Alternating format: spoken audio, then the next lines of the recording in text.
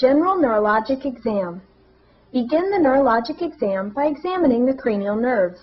To assess the function of the optic nerve, examine the patient's visual fields. First, have the patient cover their right eye while you cover your left. Moving your fingers into each of the 4 quadrants, ask the patient to tell you when they see you wiggle your fingers. Repeat with the other eye.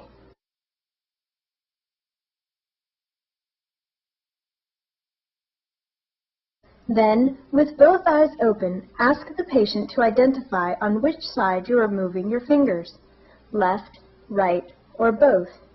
Test in all 4 quadrants. Next, test the patient's direct and consensual pupillary reactions in both eyes using a pen light.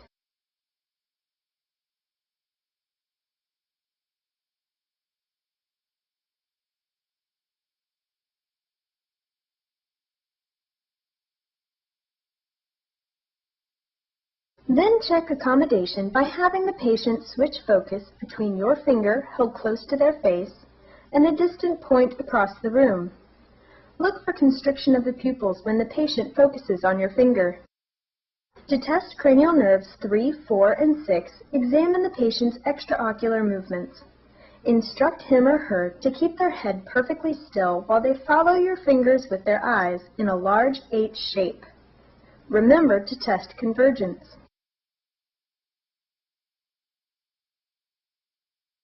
Use a cotton tip applicator to test the trigeminal nerve. Break the applicator in half to create a sharp end and a dull end. Show the patient what is sharp and what is dull for reference.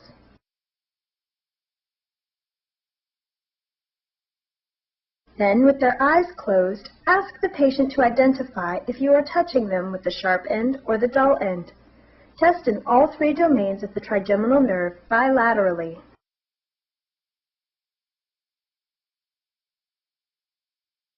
To test the motor branch of cranial nerve 5, palpate the masseter and temporalis muscles while the patient clenches their jaw. To test cranial nerve 7, ask the patient to smile, frown, raise their eyebrows, puff out their cheeks, shut their eyes tightly while you attempt to pry them open. Look for equal strength and motion on both sides of the face. To test the auditory nerve, ask the patient to close his or her eyes. Place your fingers to the sides of the patient's ears. Rub your fingers together one side at a time and ask the patient to identify which side they hear the sound on. The exam for cranial nerves 9 and 10 starts at the beginning of the exam. You should observe the patient's articulation throughout the history and exam. Also, ask the patient to open his or her mouth and say, "Ah." Look for symmetric movement of the palate. To test the spinal accessory nerve, ask the patient to shrug their shoulders against resistance. Also test neck strength side to side against resistance. To examine the hypoglossal nerve, have the patient stick out their tongue and move it from side to side. Throughout the physical exam, observe the patient's movements and note any abnormalities. To test muscle tone, passively flex and extend the patient's elbows, first slowly and then fast, while feeling the patient's muscle tone. Compare this bilaterally.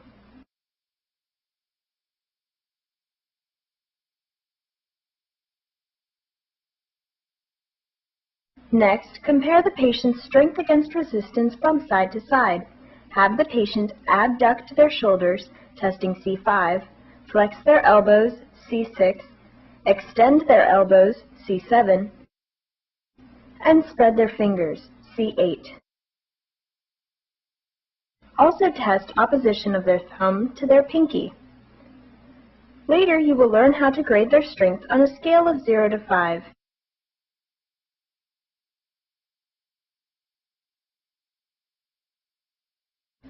Also have the patient flex their hips. They may do this one side at a time for stability. Flex and extend their knees.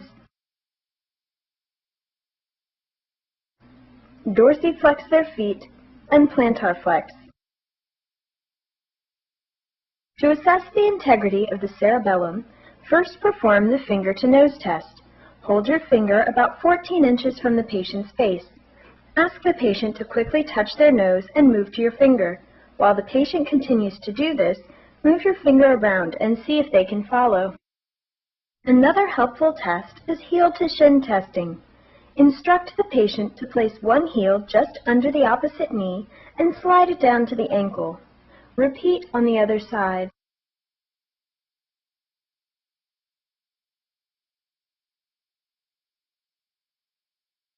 To test rapid alternating movements, ask the patient to extend one hand palm up. Alternate slapping the palm and back of the other hand as shown. Then switch hands and repeat.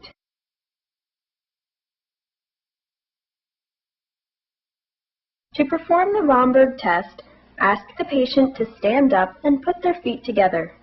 Be ready to catch the patient if they lose their balance. Then ask the patient to close their eyes and see if they can remain steady. Observe the patient's gait as part of their cerebellar function testing. Ask the patient to walk across the room, turn around, and come back. Then have them walk heel to toe across the room, a tandem gait.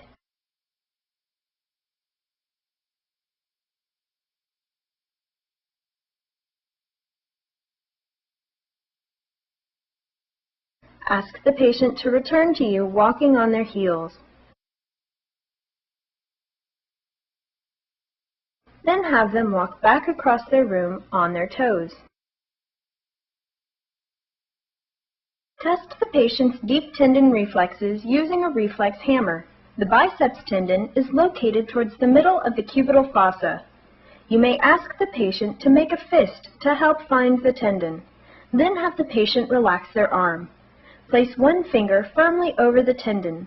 Swing and tap your finger swiftly. You should feel the tendon twitch underneath your finger. The triceps tendon is located on the posterior arm. Support the arm near 90 degrees so the forearm is falling loosely. Smartly tap the tendon and look for the arm to twitch.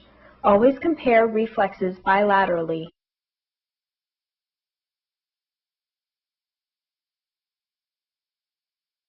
The brachioradialis tendon is located on the radial side of the forearm.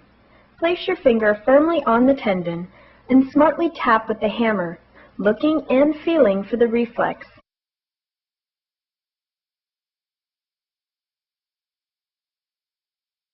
The patellar tendon stretches from the patella to the tibial tuberosity. This is one of the easier reflexes to elicit. To elicit the Achilles tendon reflex, dorsiflex the patient's foot and smartly tap the Achilles tendon with a reflex hammer. The patient should reflexively plantar flex their foot.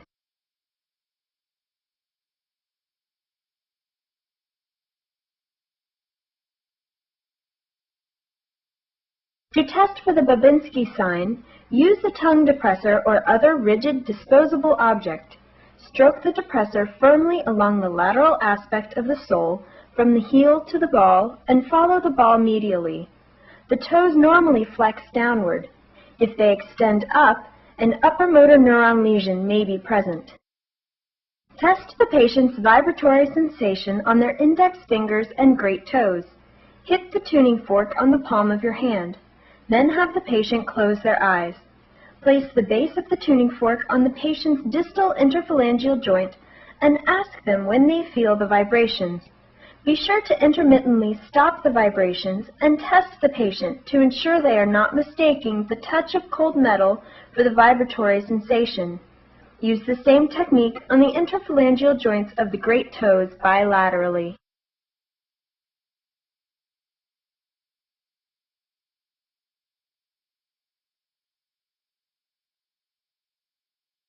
Test the patient's sensation to light touch by lightly tapping and brushing the patient's upper and lower extremities with the pads of your fingers. Touch over several dermatomes. Ask the patient if the touch feels the same on both sides or if they feel any odd sensations.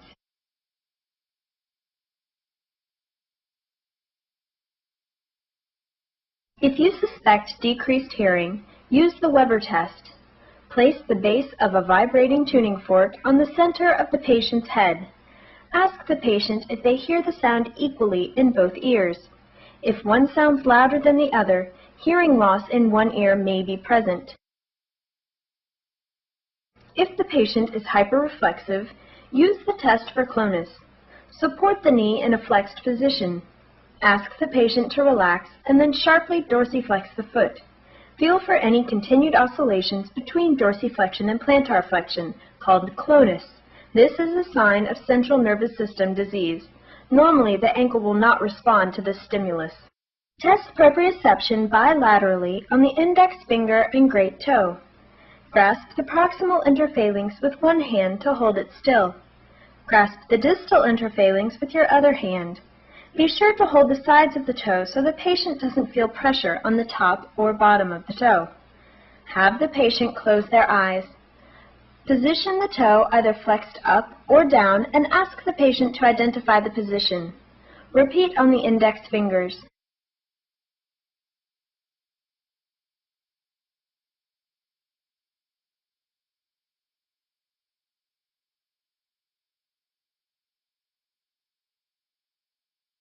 To test the patient's ability to distinguish two stimuli, you will need two cotton tip applicators or paper clips. Ask the patient to close their eyes. Alternate touching the pads of their index finger with the end of one applicator and the ends of two applicators positioned no more than a few millimeters apart.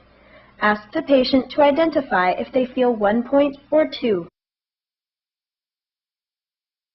To test the patient's sense of graphesthesia, use the cotton tip applicator as a pen. With the patient's eyes open, draw a letter or number on their hand with the end of the applicator. Be sure to draw in the direction a patient would read.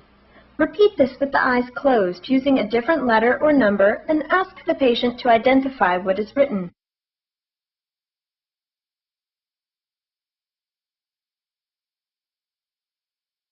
To test the patient's stereognosis, ask the patient to close their eyes.